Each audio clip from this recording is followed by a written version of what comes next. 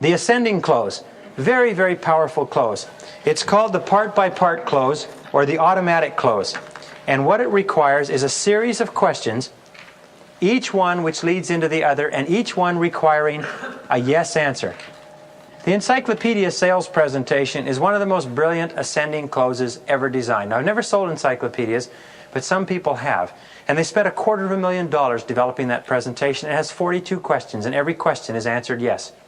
And the questions start off from the most general to the most specific, but each one more narrowly qualifies the prospect as being interested and capable of buying. For instance, they'll come up to a house, and the first question they ask, they knock on the door, the person answers, they say, "Hi, do you live here?" "Yes." Very good question, isn't it? Because if the person is just visiting, there's no point in starting a presentation. Then the second thing they say is, "We're doing an educational survey in this neighborhood. May I ask your opinion on a couple of questions?" People love to give their opinion. They say, "Well, sure, shoot, go ahead." That's the second yes. Then they say, "Do you believe in the value of higher education?" Now, anybody except a fool says yes. So they say yes, and that's the third yes. They say, "If a company were to want to place a free set of encyclopedias in your living room, would you have any interest in doing that as a public relations gesture," or something like that? And the person hears the word, that magic word, free, free, free.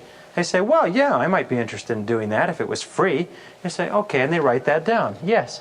They say, "Well, could I come in and let me show you just exactly what we would be placing in your living room?" And they say, we don't sell these encyclopedias.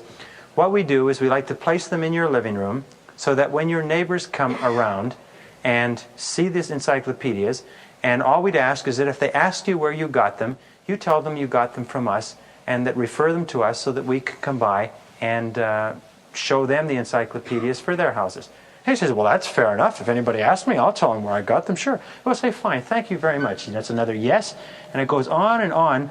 Pretty soon the person has bought $1,500 worth of encyclopedias. They paid $500 down. They signed up for the yearbook for 10 years. They've got a globe, they've got a bookcase, they've got sports encyclopedias, children's encyclopedias, they've got nature encyclopedias, science encyclopedias. And the guy has said yes so many times that he looks like one of those little dogs in the back windows of the cars saying yes, yes. And he goes home and he leads the salesperson to the door, and the salesperson's smiling and he's saying yes, yes, yes. And he says yes, yes. And he waves goodbye, yes, yes. And the person is out of sight and he's still saying yes. He's nodding like that for about the next 2 or 3 hours before he realizes that he's just bought $1,500 worth of books. It's one of the most powerful presentations because of the suggestive power of an affirmative answer. If you can ask a series of yes questions, and the ideal number is 6.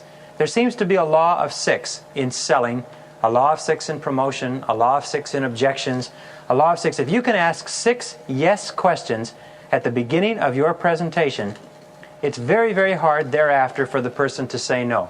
If you can ask 6 yes questions that are yes to the benefits that your product or service offers, and the person says, "Would you be interested in this?" "Yes." "Are you interested in saving money?" "Yes." "Are you interested in higher profits?" "Yes." "Are you interested in decreasing your costs?" "Yes." "Are you interested in more efficient methods?" "Yes." If the person will say, same question, you see, phrased 6 different ways. If the person says yes 6 times, from then on they're into yes. If you like, they're stuck like in a broken record. It takes a lot of silly questions on your part to get them to say no. So ask them 6 yes questions at the beginning of the presentation, and you will be astonished at how interested they are, because every time we ask a yes question, the person's desire goes up. Every yes increases desire, every no decreases desire. The difference is yes is like throwing fuel on the fire, and no is like throwing water on the fire. So every time you ask a yes question, the desire goes up. Every time you ask a no question, the desire goes down. So even with your positive questions, don't say, "You don't want to waste any more money on this than you possibly have to," referring to some other product. Don't get them to say no, because no sets them off in a different groove. Say, "You want to save as much money on this product as possible, don't you?" "Yes, yes, yes." And the ascending close is the most powerful I've ever seen.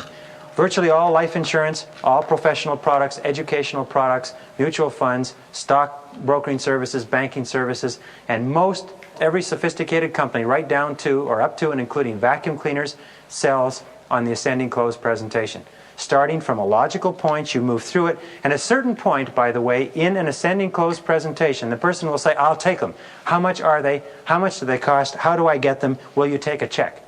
If you ask enough yes questions, the person finally reaches the point where they say, I'll take it. Let me give you a simple example of how that's true. Every time we say yes to a benefit, our desire to enjoy the product or service goes up. What if I were to describe a restaurant to you? I say, I'd like to tell you about a new restaurant I just went to. And you say, well, okay, sure, I'd like to hear about it. You say, now, if you're interested in going to this restaurant, you just let me know. But let me tell you some of the things about it. Well, first of all, it was started by a multimillionaire who likes to give food away. And there's not a dish in the restaurant for dinner or lunch that sells from over $5. There's over 300 different dishes, including cooking from 6 different lands, including prime rib and Chateaubriand and something like 26 different types of fresh seafood. Now, this person who owns this restaurant has done it in beautiful decor. It has waterfalls. It has beautiful waitresses running around. It has running water and waterfalls. It has plants and peacocks and parrots and birds and monkeys. It has a wine list of something like 250 different bottles of wine. Not one of them does he charge more than $3 a piece for. It's right in the center of town, and they have free valet parking. As a matter of fact, if you don't have a car, they'll send a car for you. Now, about at which point in this description are you going to say, okay, that's enough. Where is it? I want it. How do I get a reservation there? Somewhere around here, you're going to say, that's enough. I've heard enough. Isn't that right? When you're talking in terms of benefits of your product or service for somebody, and you're talking about them enthusiastically and logically and in articulate fashion, eventually it reaches the point, if this person is a prospect at all, where they say, well, wait a minute, how can I get this? And that's when you say, well, doggone it, and you go into your close. But the more logical the ascending close presentation, the faster you'll be able to sell.